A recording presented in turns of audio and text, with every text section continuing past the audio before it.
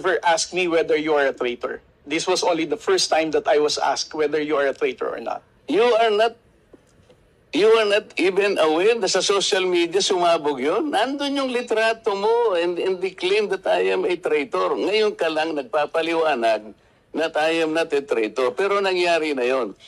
Mr. Chair, I don't think that I'm under in any obligation to respond to all those social media Mr. posts Chair, by bloggers, social media influencers to tell them that they're wrong. Siya muna. Sabi niya wala siyang obligation. Finish your statement. Yes, sir. Mr. Chair, Honorable Marquileta, sir, I think I'm no under obligation to tell all the social media influencers, to bloggers, defend your name, tell them that you are not a traitor. Again, I did not mention that you are a traitor. It's not, those words did not come from me.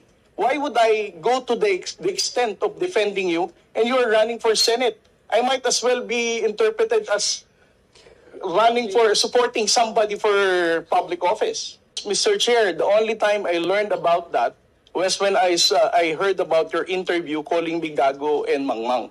Why would I even defend you if you're calling me Gago? Meron pong isang common